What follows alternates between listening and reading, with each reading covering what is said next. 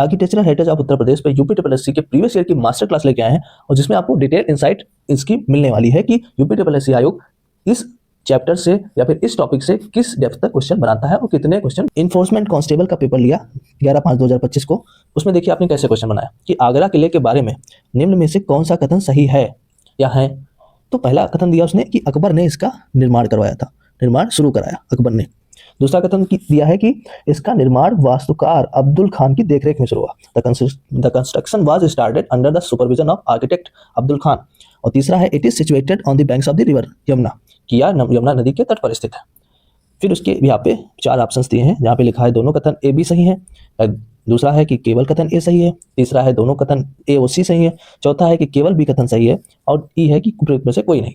ठीक, तो अगर हम इस क्वेश्चन पे इंसाइट डालें तो हमारी एनालिसिस ये निकल के आती है, जो हमारा करेक्ट आंसर है कि बोथ ए और सी करेक्ट हैं, बोथ ए और सी करेक्ट हैं, पर बी ऑप्शन नहीं करेक्ट है, ए और सी ही करेक्ट है। जहाँ पे ए सी कहता है कि अकबर ने ही निर्माण शुरू करवाया, तो आगरा किले का निर्माण मुगल बादशाह अकबर ने ही शुरू करवाया था और निर्माण कार्य अकबर स्वयं अपनी देखरेख में करवाता था। जो कि यहाँ पे लिखा है कि अब्दुल खान की देखरेख में हुआ था, वो गलत है। निर्माण कार्य अकबर स्वयं अपनी देखरेख में करवाते थे और यह किला यमुना नदी के तट पर स्थित है, ये भी बात सही है।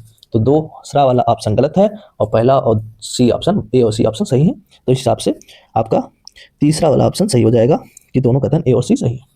ठीक है, अब इस चीज़ से हमें क्या एनालिसिस हमारी निकलती है कि आगरा के किले से आपको 3 पॉइंट्स ध्यान में रख लेना है कि इसको अकबर ने बनवाया था और अकबर ने ही इसकी देखरेख की थी निर्माण कार्य के दौरान, और यह किला यमुना नदी के तट पर स्थित है। तो आपको एक क्वेश्चन से 3 फैक्ट तैयार हो गए और आपको हमें नहीं लगता इतनी डेप्थ से पढ़ाने के बाद कि आपको ये फैक्ट भूलने वाला है। अब चलते हैं कि दूसरे क्वेश्चन पे कि दूसरा क्वेश्चन क्या है। दूसरे क्वेश्चन में यूपीटीपीएससी आयोग ने हमसे ये पूछा कि बुलंद दरवाजा के बारे में निम्नलिखित कौन सा कथन गलत है। बुलंद दरवाजा के बारे में कौन सा कथन गलत है। इसमें उसने ऑप्शंस दिए कि मुगल सम्राट अकबर ने बनवाया था, it was built by Mughal emperor Akbar. फिर उसने दूसरा ऑप्शन दिया कि इसे पेशावर पर अकबर की जीत में बनवाया गया था, it was built to commemorate Akbar's victory on Peshawar. तीसरा ऑप्शन दिया कि यह दुनिया का सबसे ऊंचा प्रवेश द्वार है और चौथा ऑप्शन दिया कि यह फतेहपुर सीकरी का मुख्य प्रवेश द्वार है और पांचवा ऑप्शन दिया उपरोक्त में से कोई नहीं। अब उसमें बताना है कि कौन सा कथन गलत है, गलत वाला कथन बताना है। तो अगर इस वाले क्वेश्चन पे अगर हम इंसाइट डालें तो आइए देखते हैं कि इस क्वेश्चन की क्या व्याख्या निकल के आती है और इसमें से क्या गलत है क्या सही। तो बुलंद दरवाजा तो आप सभी ने पढ़ा ही होगा कि बुलंद दरवाजा जो है वो अकबर ने ही बनवाया था, ये बात तो एकदम राइट है कि बुलंद दरवाजा अकबर ने ही बनवाया था। फिर ये वाली बात एकदम सही है। दूसरी बात कह रहा है कि इसे पेशावर पर अकबर की जीत में याद में बनवाया गया था, तो जो गलत बात है। इसको बनवाया गया था अकबर्स विक्ट्री ओवर पेशावर नहीं, ओवर गुजरात की विजय की याद में बनवाया गया था, ना कि पेशावर की याद में। तो आपको ये ध्यान रखना है कि फतेहपुर सीकरी में भी बना था, कि फतेहपुर सीकरी का मुख्य प्रवेश द्वार है, ये भी सही है। दुनिया का सबसे ऊंचा प्रवेश द्वार है, ये भी सही है। मुगल बादशाह अकबर सम्राट अकबर ने बनवाया था, ये भी सही है। बट इसे पेशावर पर अकबर की जीत की याद में बनवाया गया, ये गलत है। इसे गुजरात विजय पर जीत की याद में बनवाया गया था, बात सही है। तो आपको समझ में आ गया होगा कि बुलंद दरवाजे से क्या क्या क्वेश्चन, कितने सारे फैक्ट्स आपको पढ़ने हैं। फर्स्ट फैक्ट, इसके मुगल सम्राट अकबर ने बनवाया।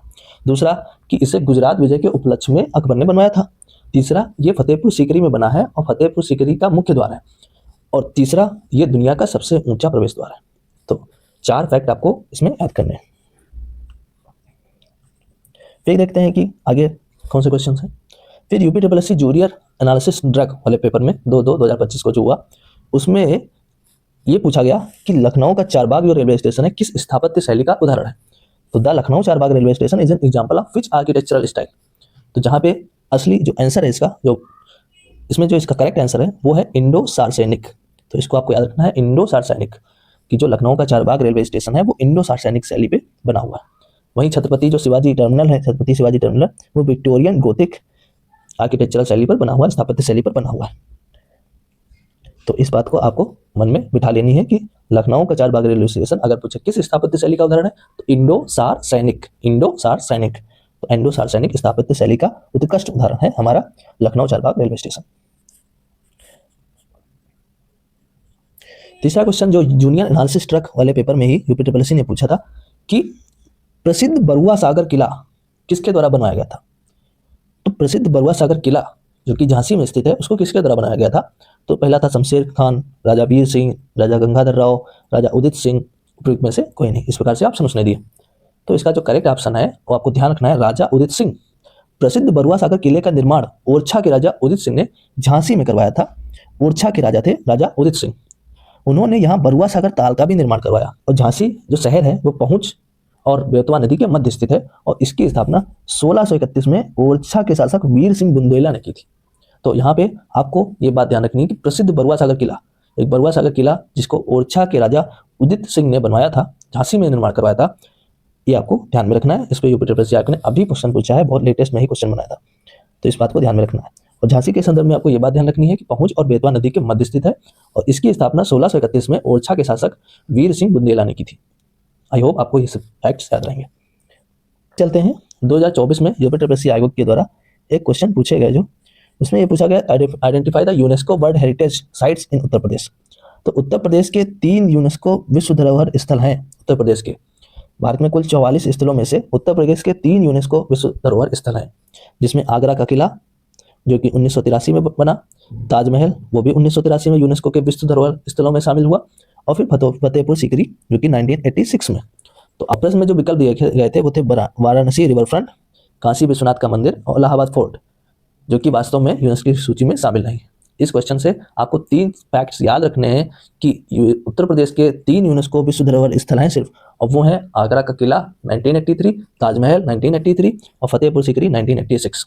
इन तीनों, आगरा का किला, ताजमहल और फतेहपुर सीकरी, आपको ध्यान में रखना है। बाकी आपको इसमें वर्ल्ड हेरिटेज साइट्स में अगर आपसे पूछे तो कुछ नहीं ध्यान रखना है। पूछा 2024 में ही एक्सरे वाले में, following pairs is incorrectly matched, जो करेक्टली मैच्ड नहीं है।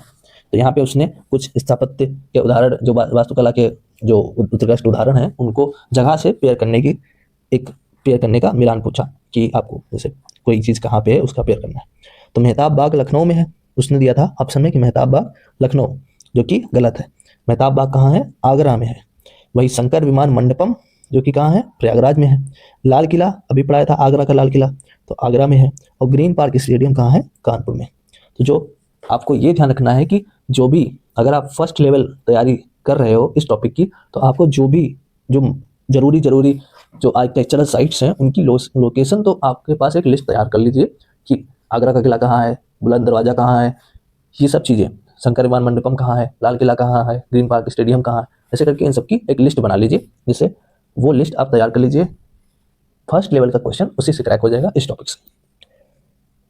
दूसरा अब क्वेश्चन जो पूछा है जूनियर असिस्टेंट में, फिर जूनियर असिस्टेंट में 2023 में क्वेश्चन पूछा कि हाइट ऑफ रूमी दरवाजा सिचुएटेड इन लखनऊ, कि लखनऊ में जो रूमी दरवाजा है उसकी हाइट कितनी है। तो आपको ध्यान रखना है कि रूमी दरवाजा की हाइट है 60 फीट। लखनऊ में बड़ा इमामबाड़ा और छोटा इमामबाड़ा के बीच निर्मित है रूमी दरवाजा। इसे तुर्की गेट भी कहते हैं। इसका निर्माण नवाब आसुफदौला ने वर्ष 1784 में करवाया था। कौन? नवाब आसुफदौला 1784 में करवाया था। तो लखनऊ में बड़ा इमामबाड़ा और छोटा इमामबाड़ा के बीच निर्मित है और इसे तुर्की गेट के रूप में भी जाना जाता है। इसका निर्माण किसने कराया?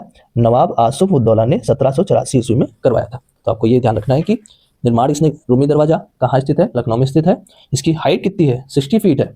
और इसका निर्माण किसने कराया? आसुफउद्दौला ने 1784 में इसका निर्माण करवाया था। ये 3 फैक्ट को आपको इस वाले टॉपिक में ध्यान रखना है।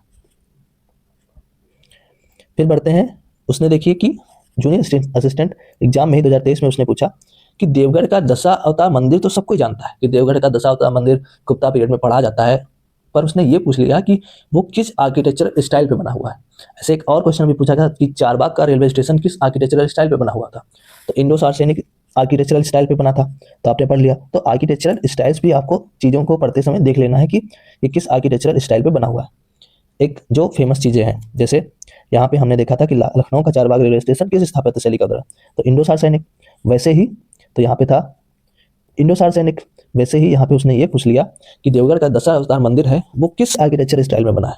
तो उस आर्किटेक्चर स्टाइल का नाम है पंचायतन। पंचायतन मतलब कि एक मुख्य मंदिर के साथ 4 सहायक मंदिर होते हैं। पंचायतन शैली जो होती है मंदिर की स्टाइल, मतलब जो स्थापत्य शैली जो पंचायतन होती है, उसमें एक मंदिर के साथ 4 सहायक मंदिर जुड़े होते हैं। जैसे यहाँ पे एक मेन मंदिर हो गया, ठीक है, तो यहाँ पे 4 अलग अलग मंदिर छोटे छोटे बने होते हैं पंचायतन शैली के मंदिर में। तो देवगढ़ का दशावतार मंदिर पंचायतन शैली पर बना ही मंदिर है। ललितपुर जिले के देवगढ़ में स्थित उत्तर भारत में सबसे प्राचीन पंचायतन मंदिर है देवगढ़ का दशावतार टेम्पल। गुप्त काल में निर्मित है और यह भगवान विष्णु को समर्पित है। अन्य प्राचीन पंचायतन मंदिर जैसे उदयपुर का जगदीश मंदिर, खजुराहो का लक्ष्मण व कंदरिया महादेव मंदिर और अब हम जो अभी हमने जो प्रीवाइक्यू डिस्कस किए उनमें हमने जो स्थापत्य कला के बेस्ट उदाहरण हमारे यूपी में पाए जाते हैं, यूपी के आर्किटेक्चरल हेरिटेज को बनाते हैं, जो इन पे सवाल भी पिछले अभी कुछ सालों में बनते आए हैं, तो उन सबको एक ही स्लाइड में हम देखने की कोशिश करेंगे और समझेंगे क्या है। कि हमने पढ़ा अभी कि आगरा फोर्ट हमने पढ़ा, तो आगरा फोर्ट कहाँ है? आगरा में है। और निर्माता कौन है? अकबर है। काल भी लिखा है कि कौन सा काल है, तो अकबर का ही काल था और निर्माता भी अकबर थे। और शैली क्या है या फिर विशेषता क्या है, की फैक्ट क्या है? तो शैली यहाँ पे तो आगरा फोर्ट में नहीं लिखी है, यहाँ पे है कि यमुना बैंक, उसने पूछ लिया था कि यमुना नदी के तट पर है कि नहीं, तो वहाँ पे उस फैक्ट को इसमें दिया गया है कि यमुना बैंक के किनारे है और आगरा फोर्ट यूनेस्को में वर्ल्ड हेरिटेज साइट्स भी है, तो इसलिए 1983 में यूनेस्को का वर्ल्ड हेरिटेज साइट बना। ये भी इंपॉर्टेंट इन्फॉर्मेशन इसके बारे में दी है।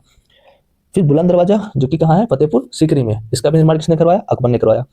और किस लिए बना था? Built for Gujarat victory, Gujarat victory के उपलक्ष्य में, उसकी खुशी में उसने बनवाया था। फिर चारबाग स्टेशन जो कि कहाँ है? लखनऊ में। ये कब बना? ब्रिटिश इरा में बना। और ये किस शैली में बना है? इंडो सार्वजनिक स्टाइल में बना है, जिसपे क्वेश्चन भी पूछा गया है। फिर बारुआ सागर पोर्ट जो कि कहाँ है? झांसी में, जिसको किसने बनवाया? राजा उदित सिंह ने बनाया। और ये कहाँ है? बिटवीन पहुंच एंड बेतवा रिवर्स, जो कि इसकी विशेषता है, झांसी में है, राजा उदित सिंह ने बनवाया था बारुआ सागर फोर्ट। रूमी दरवाजा जो कि लखनऊ में है, इसको किसने बनवाया? आसुफउद्दौला ने बनाया। किस सन में? 1784 में। ये 60 फीट टाल है और तुर्किश गेट भी इसे कहा जाता है। फिर देवगढ़ का दशावतार मंदिर जो कि ललितपुर में देवगढ़ स्थान है वहाँ पे है, जो कि गुप्ता पीरियड का है और सबसे ओल्डेस्ट नॉर्थ इंडियन पंचायतन मंदिर है। या फिर ये पूछ ले कि नॉर्थ इंडिया का सबसे ओल्डेस्ट पंचायतन मंदिर का उदाहरण क्या है, या फिर पंचायतन शैली में बना मंदिर कौन सा है, तो देवगढ़ का दशावतार मंदिर है। आई होप आपको ये लेक्चर समझ में आया होगा और आपकी काफ़ी हद तक मदद हुई होगी कि स्थापत्य कला में हमें यूपीएससी का जो लेंस है वो किस क्वेश्चंस को उठाता है, वो किस लेंस से टॉपिक्स को देखता है, खासकर वास्तुकला के टॉपिक को यूपी जीके में, वो आपको समझ में आ गया होगा और बहुत हद तक आपको बहुत सारी चीज़ें जानने को मिली होंगी। ऐसे ही मैं अगले समय में भी, ऐसे में आगे भी यूपी जीके से रिलेटेड जो भी मेन टॉपिक्स हैं उन पे पीवाईक्यू का ऐसे ही डिटेल्ड वीडियो लाता रहूँगा, जहाँ पे सिर्फ आप क्वेश्चंस और पेड प्रमोशंस के लिए वो क्वेश्चंस नहीं कराया जा रहा, आपको एक इन डेप्थ इंसाइट दी जा रही, आपके सोचा जा रहा कि आपके मन में वो चीज़ें बस जाएं और आपके मन से ना निकलें, आपको याद रहे। इसलिए हर एक क्वेश्चन पे इतना जोर दिया जा रहा, क्योंकि ये किसी ने नहीं देखा है कोई क्वेश्चन किस समय हम पढ़ रहे हैं और वो कब हमारे जब पेपर करने जाएं तो उसमें कैसे ऐड मरोड़ के आ जाए, तो वो हो सकता है, क्योंकि यूपीएससी आयोग अपने प्रीवियस ईयर से क्वेश्चन से बहुत सारे क्वेश्चन बनाता है और डायरेक्ट भी पूछता है। तो इसलिए आगे मिलते हैं अगले वीडियो में। धन्यवाद आपका हमारे साथ जुड़ने के लिए।